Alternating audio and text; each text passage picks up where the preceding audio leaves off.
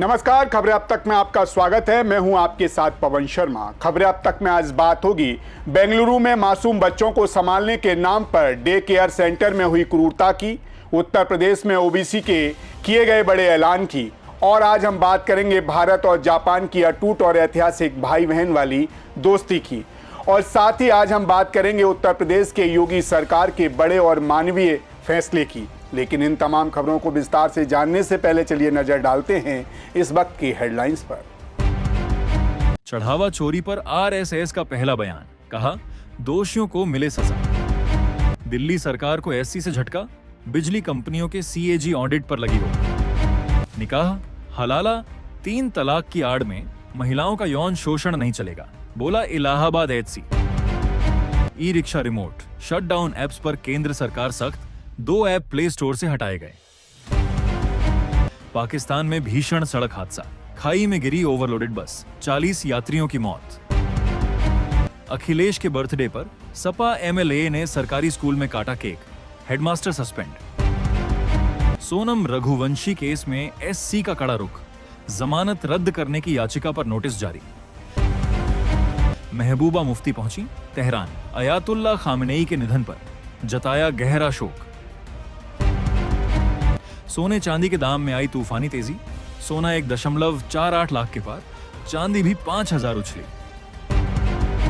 मजबूती के साथ बंद हुआ शेयर बाजार, सेंसेक्स में 261 अंकों की तेजी, निफ्टी 24,270 के पार। हेडलाइंस के बाद खबरें अब तक में एक बार फिर आपका स्वागत है। तो चलिए शुरू करते हैं खबरों का सिलसिला, और सबसे पहले बात कर लेते हैं आज के पहले मुद्दे के बारे में। बेंगलोर से एक ऐसी दिल दहला देने वाली खबर और रोंगटे खड़े कर देने वाली खबर सामने आई है जिसने हर माता पिता के कलेजे को कपा कर रख दिया है, जिसे सुनकर आपका खून खौल उठेगा। जरा सोचिए, जिन मासूम बच्चों को माता पिता इस भरोसे के साथ डे केयर सेंटर में छोड़ जाते हैं कि वहां के सुरक्षित रहेंगे उनके बच्चे, उन्हीं मासूमों के साथ हैवानियत की सारी हदें पार कर दी गई। जी हां, बेंगलुरु के नामचीन आईटी पार्क में दुनिया की दिग्गज आईटी कंपनी कैंप जेमिनी के कैंपस के अंदर चल रहे डे केयर सेंटर से जो तस्वीरें और वीडियो सामने आई हैं, उन्हें देखकर कोई भी इंसान कांप जाए। 2-3 साल के वो मासूम बच्चे जो ठीक से बोल नहीं पाते, उन्हें ऐसी क्रूर सजा दी गई जिसकी कल्पना तक नहीं की जा सकती। लेकिन अब इस मामले में कानून का डंडा चला है, पहली बड़ी गिरफ्तारी हो चुकी है। आइए आपको बताते हैं इस पूरे खौफनाक मामले की एक एक इनसाइड स्टोरी। ये पूरा मामला बेंगलुरु के ब्रूकफील्ड इलाके में स्थित आईटी कंपनी कैंप जेमिनी के हाल कैंपस का है। इस on campus day care centre में कंपनी में काम करने वाले टेक प्रोफेशनल्स और कर्मचारियों के छोटे छोटे बच्चे, उनकी उम्र 2 से 3 साल या इससे कम है, दिन भर रहते थे। माता पिता अपनी ड्यूटी पर चले जाते थे और पीछे से इन मासूमों को संभालने की जिम्मेदारी जिन देखभाल करने वाली महिलाओं पे थी, वो असल में जल्लाद निकली। इस क्रूरता का पर्दाफाश तब हुआ जब सोशल मीडिया और व्हाट्सएप पर कुछ बेहद परेशान करने वाले वीडियो वायरल होने लगे। ये वीडियो जब चाइल्ड हेल्पलाइन और जिला बाल संरक्षण इकाई तक पहुंचे तो हर कोई दंग रह गया। आपको बता दें, जब 2-3 साल के मासूम बच्चे रोते थे तो उन्हें चुप कराने और डराने के लिए फ्रंट लोडिंग वॉशिंग मशीन के ड्रम के अंदर जबरदस्ती ठूस कर बिठा दिया जाता था। इतना ही नहीं, बच्चों को वेस्टर्न टॉयलेट सीट पर बिठाकर उनके रोने पर सजा के तौर पर टॉयलेट के धारदार जेट स्प्रे से सीधे उनके चेहरे और मुंह पर पानी की बौछार की जाती थी, जिससे बच्चों का दम घुटने लगता था।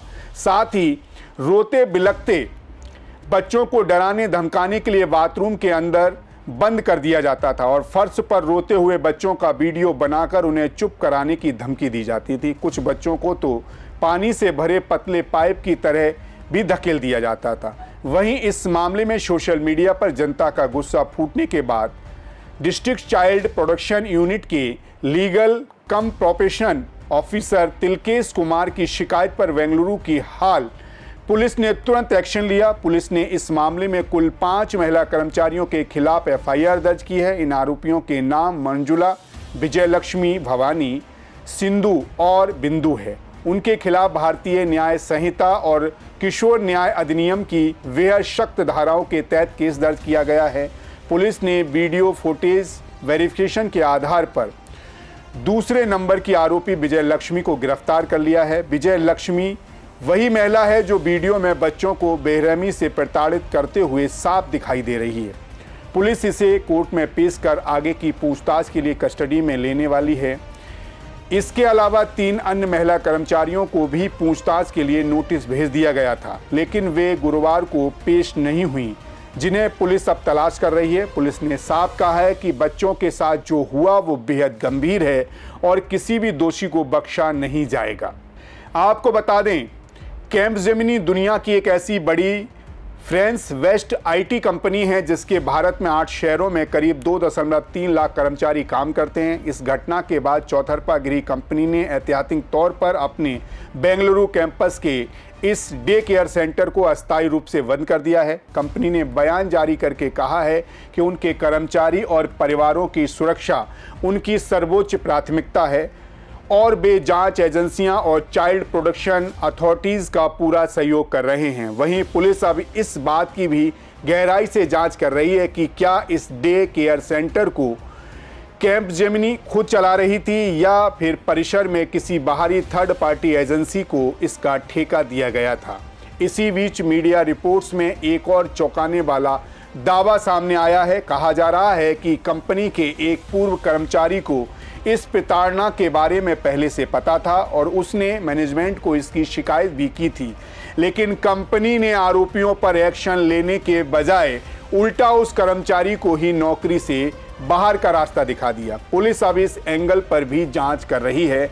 दूसरी तरफ कर्नाटक के गृह मंत्री प्रियांक खड़गे ने इस मामले पर बेहद कड़ा रुख अपनाया है। उन्होंने साफ लहजे में कहा है कि बच्चों के साथ दुर्व्यवहार के मामले में सरकार की नीति जीरो टॉलरेंस की है। महिला एवं बाल कल्याण विभाग ने कंपनी से इस सुरक्षा चूक पर आधिकारिक तौर पर सफाई मांगी है। उन्होंने जोर देकर कहा है कि डे केयर चलाने वाले संगठनों को तय गाइडलाइन और अपने एसओपी का सख्ती से पालन करना होगा। वहीं दूसरी तरफ कर्नाटक राज्य बाल अधिकार संरक्षण आयोग ने भी इस मामले का खुद संज्ञान ले लिया है। आयोग के अधिकारियों ने बताया कि उन्हें लंबे समय से डे केयर में कुछ गलत होने का शक था, लेकिन सबूत अब जाकर मिले हैं। आयोग अब अधिकारियों से पूरी रिपोर्ट मंगवाकर अपने स्तर पर भी कड़ी जांच कर रहा है। बेंगलुरु पुलिस कमिश्नर सीमांत कुमार सिंह ने आदेश दिए हैं कि शहर में चल रहे अन्य सभी डे केयर सेंटर्स की लिस्ट संबंधित विभाग से मंगवाई जाए ताकि यहां जांच की जा सके कि वे नियमों का पालन कर रहे हैं या नहीं। अब आप ये भी जान लीजिए कि आखिर ये डे केयर क्या होते हैं। दरअसल डे केयर सेंटर वह जगह होती है जहां छोटे बच्चों की दिन भर देखभाल, सुरक्षा और शुरुआती सीखने की गतिविधियों का ध्यान रखा जाता है। बड़े शहरों में माता पिता दोनों नौकरी पेशा हैं, तो ऐसे में कपल अपने बच्चों को इन डे केयर में तय समय के लिए छोड़ देते हैं। यहाँ बच्चों की देखभाल की जाती है और इसके बदले में हर महीने तय फीस ली जाती है। कई कंपनियां भी अपने डे केयर सेंटर चलाती हैं जहां उनके कर्मचारी अपने छोटे छोटे बच्चों को नौकरी करने के लिए समय तक छोड़ देते हैं। छुट्टी के बाद बच्चों को अपने साथ ले जाते हैं।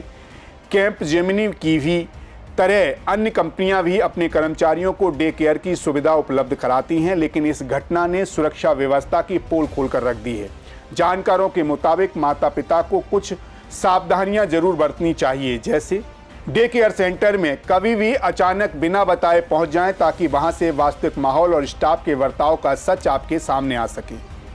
डे केयर सेंटर से समय समय पर सीसीटीवी कैमरों की लाइव या रिकॉर्डिंग फुटेज देखने की आदत डालें और इसके लिए दबाव बनाएं। अगर बच्चा अचानक चिड़चिड़ा हो रहा है, डे केयर जाने के नाम पर बहुत ज़्यादा रोता है या उसके शरीर पर कोई चोट या खरोच का निशान है, तो उसे बिल्कुल हल्के में ना लें। अगर कभी भी बच्चे के साथ दुर्व्यवहार का अंदेशा हो तो तुरंत नज़दीकी पुलिस थाने, स्थानीय बाल सुरक्षा अधिकारी या बाल कल्याण समिति से शिकायत करें और बच्चे की मेडिकल जांच भी कराएं।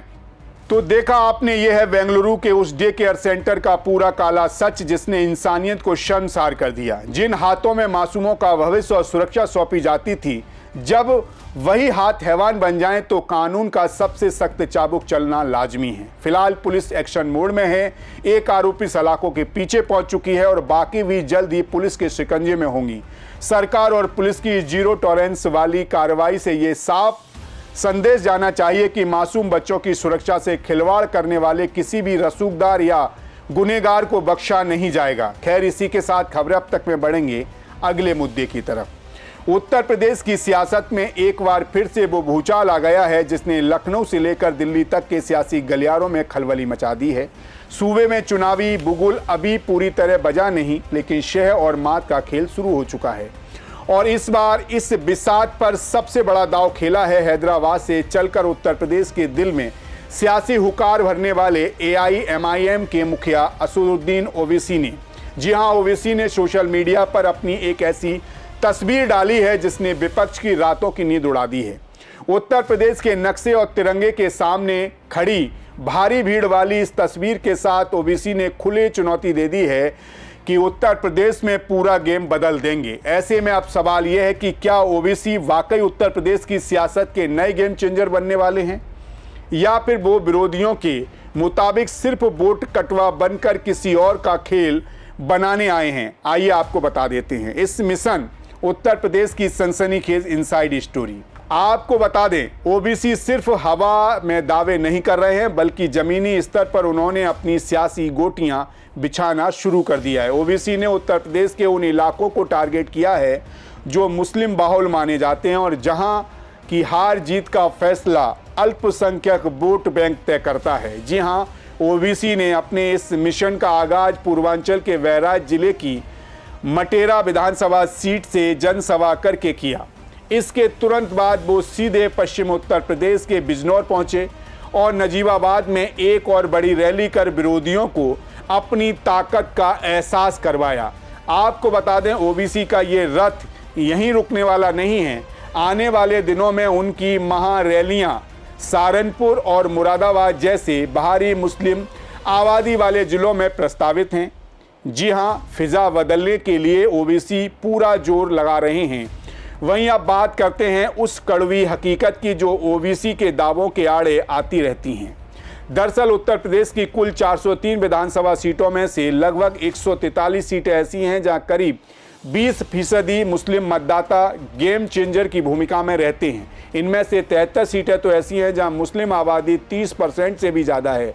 ओबीसी की नज़र इसी मलाईदार वोट बैंक पर है, लेकिन इतिहास गवाह है कि ओबीसी के भाषणों को सुनने के लिए भीड़ तो लाखों में उमड़ती है, पर जब बात ईवीएम का बटन दबाने की आती है तो वह भीड़ वोटों में तब्दील नहीं होती। 2017 के चुनाव को देखते हुए AIMIM ने 38 सीटों पर चुनाव लड़ा। संभल को छोड़कर जहां से जयरोजमार बर्क लड़े थे, बाकी सभी सीटों पर पार्टी उम्मीदवार की जमानत जब्त हो गई थी और महज 0.2% वोट मिला था। वहीं 2022 के चुनाव में ओबीसी ने करीब 100 प्रत्याशी उतारे। सिर्फ एक बड़े चेहरे गुड्डू जमाली को छोड़कर बाकी सभी उम्मीदवारों की जमानत सिर्फ जब्त हो गई और वोट शेयर केवल 0.43% तक ही पहुंच पाया। अब आप सोच रहे होंगे कि जब ओबीसी का खाता तक नहीं खुलता तो फिर समाजवादी पार्टी और कांग्रेस के खेमे में इतनी बेचैनी क्यों है? तो भाई साहब, इसके पीछे वोट कटने का तगड़ा डर है। जी हां, उत्तर प्रदेश का मुस्लिम वोटर अमूमन बहुत रणनीतिक तरीके से वोट करता है। इसका पहला मकसद होता है भारतीय जनता पार्टी को हराना। इसके चक्कर में 80 से 90% मुस्लिम वोट सीधे समाजवादी पार्टी के पाले में चला जाता है।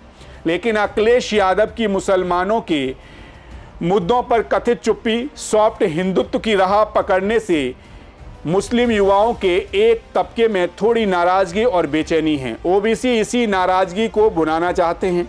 सियासी गणित सीधा है कि अगर ओबीसी खुद कोई सीट ना भी जीतें, लेकिन वो किसी मुस्लिम बाहुल सीट पर 5,000 से 10,000 वोट भी काट लेते हैं तो वो सीधा नुकसान समाजवादी पार्टी का होगा। कम मार्जिन वाली सीटों पर ये 5 से 10,000 वोट ही हार और जीत का अंतर तय करते हैं। बिहार चुनाव में ओबीसी ने आरजेडी को इसी तरह भारी नुकसान पहुंचाया था और यही वजह है कि सपा और कांग्रेस उन्हें भारतीय जनता पार्टी की बी टीम कहकर अपने से दूर रखती है। आपको बता दें, दिखाने के लिए भले ही AIMIM ने उत्तर प्रदेश में 200 सीटों पर चुनाव लड़ने का ढिढोरा पीटा हो, लेकिन पार्टी के अंदरूनी सूत्रों का कहना है कि वह सिर्फ माहौल बनाने का एक पैंतरा है।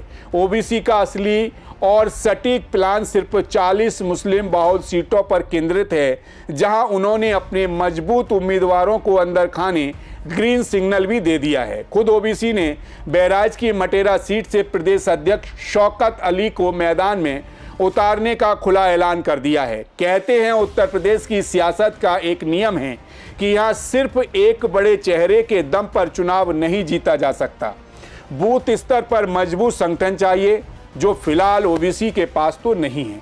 आज भी उत्तर प्रदेश के लोग उन्हें हैदराबाद का नेता ही मानते हैं।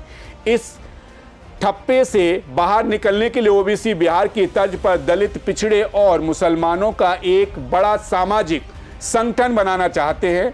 उन्होंने मायावती की बीएसपी के साथ जाने की भी पूरी कोशिश की, लेकिन मायावती ने एकला चलो की नीति अपनाकर उनके अरमानों पर पानी फेर दिया। अब ओबीसी की बातचीत स्वामी प्रसाद मौर्य और चंद्रशेखर आजाद के साथ चल रही है।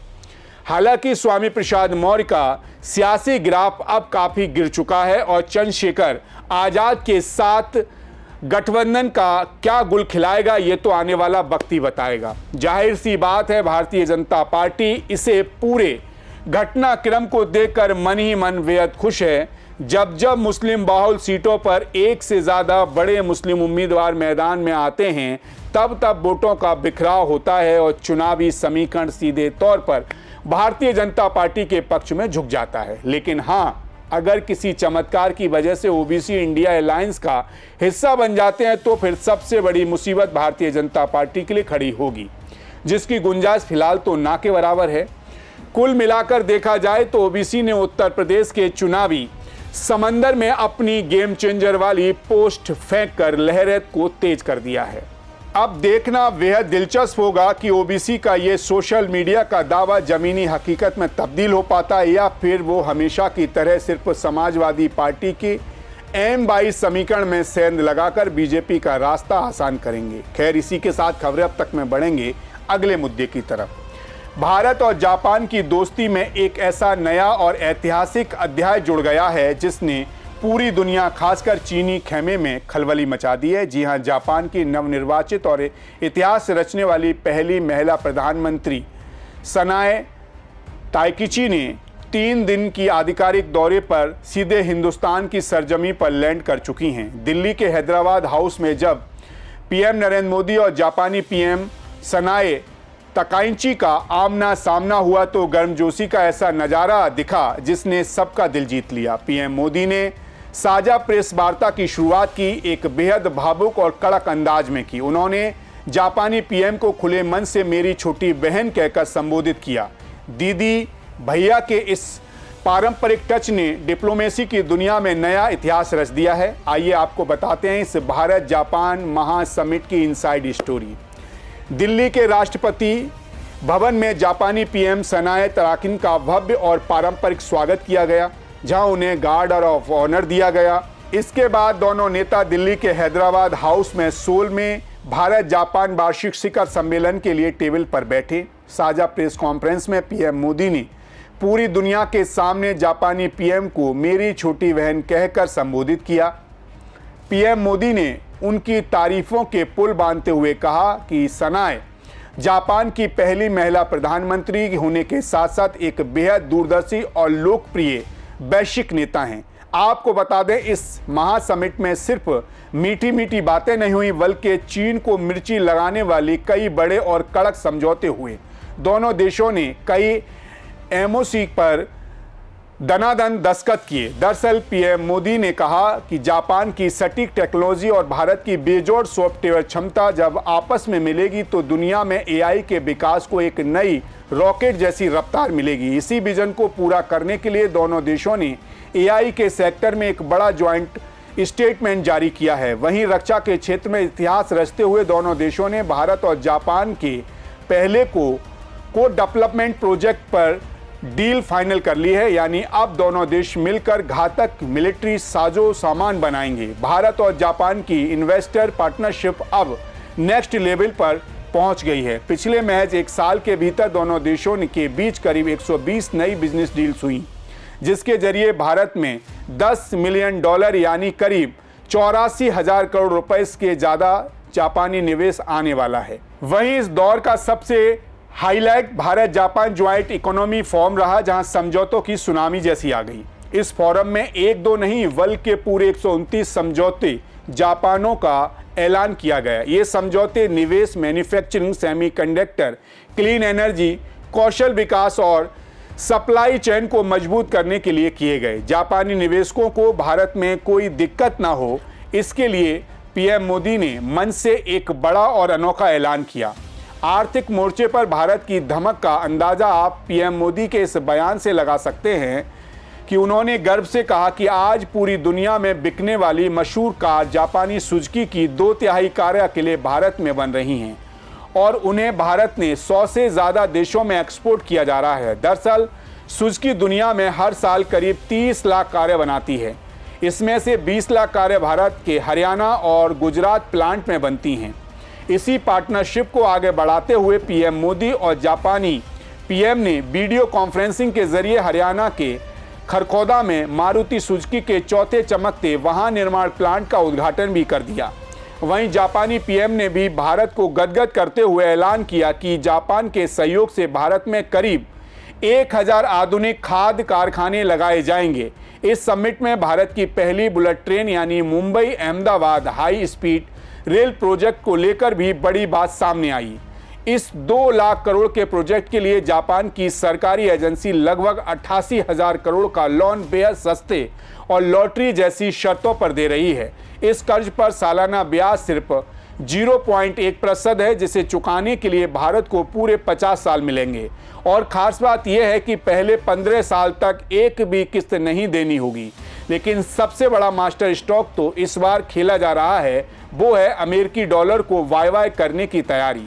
जी हां, दोनों देशों के बीच अब पहली बार स्थानीय मुद्रा में सीधे व्यापार करने की औपचारिक व्यवस्था बनने जा रही है।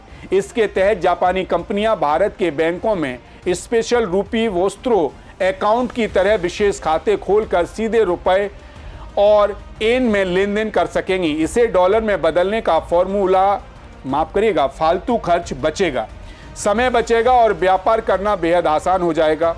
वहीं भारत जापान दोस्ती की 5 सबसे बड़ी बातें जो सामने आई हैं वो हैं, जापान भारत के बीच 2026 तक कुल निवेश 4.58 लाख करोड़ के भारी भरकम आंकड़े को पार कर चुका है।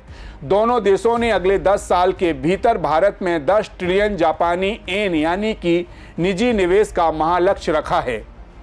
भारत में 75% से ज़्यादा जापानी कंपनियां बम्पर मुनाफे में हैं।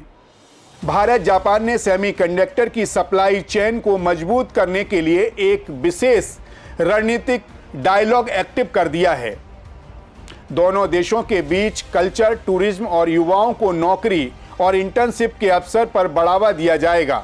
कुल मिलाकर देखा जाए तो जापानी पीएम का ये भारत दौरा सिर्फ एक सरकारी मीटिंग नहीं बल्कि एक नए दौर की उस बुलंद दोस्ती की गवाही है जो एशिया के साथ साथ पूरी दुनिया की जियोपॉलिटिक्स को बदलने का मादा रखती है। एक तरफ पीएम मोदी का विकसित भारत का संकल्प है तो दूसरी तरफ पीएम ताकाइची का सशक्त और समृद्ध जापान का विजन। अब ये दोनों महाशक्तियां और भाई बहन का ये अटूट भरोसा एक साथ मिल गया है तो यकीनन शांति और समृद्धि का एक नया सूरज उगने से कोई रोक नहीं पाएगा। पीएम मोदी ने भी जापानी अंदाज में धन्यवाद कहकर इस दोस्ती को 7वें आसमान पर पहुंचा दिया है। खैर, जाते जाते आपको आज के एक और अहम मुद्दे से रूबरू करा देते हैं। योगी सरकार ने राज्य के मानसिक रूप से कमजोर और दिव्यांग भाई बहनों के हक में एक बेहद मानवीय और बड़ा फैसला लिया है।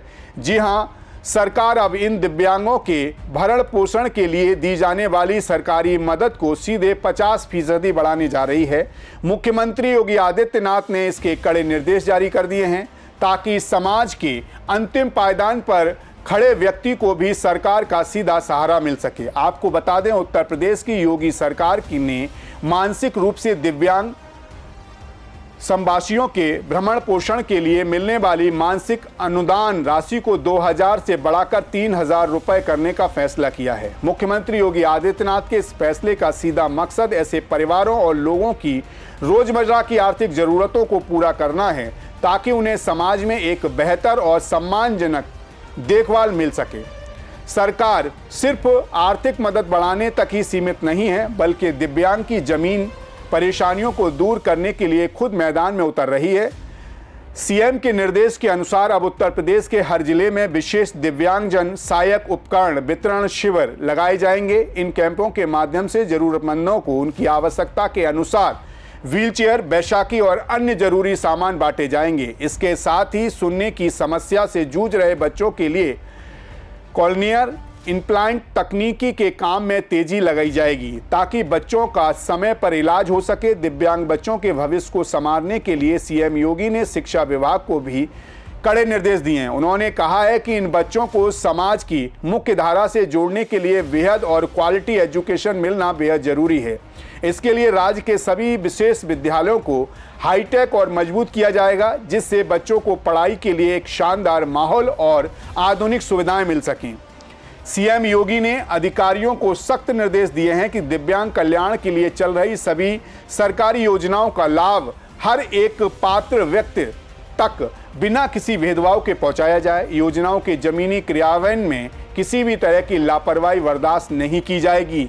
कोई भी जरूरतमंद सरकारी मदद से वंचित नहीं रहना चाहिए। देखा जाए तो योगी सरकार का ये फैसला सिर्फ एक आर्थिक मदद नहीं, बल्कि समाज तक सबको गले लगाने की कोशिश है, जिसके अवसर मुख्यधारा से कटा हुआ मान लिया जाता है। पेंशन में बढ़ोतरी से लेकर पढ़ाई और इलाज तक की इस चौतरफा पहल से निश्चित तौर पर उत्तर प्रदेश के लाखों दिव्यांग परिवारजनों को एक नया संबल मिल जाएगा। अब ये देखना होगा कि अधिकारी पीएम के इन कड़े निर्देशों को जमीनी स्तर पर कितनी तेजी से लागू करते हैं।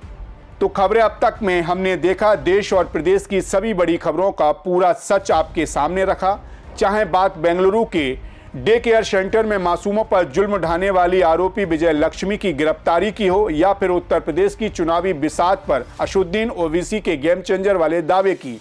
फिलहाल खबरें अब तक में आज के लिए बस इतना ही। फिर आपसे मुलाकात होगी कुछ और नई खबरें और उनके पीछे छिपे बड़े सच के साथ। तब तक आप बने रहिए सी न्यूज़ भारत के साथ। हर खबर आपके साथ, आपके हाथ। नमस्कार।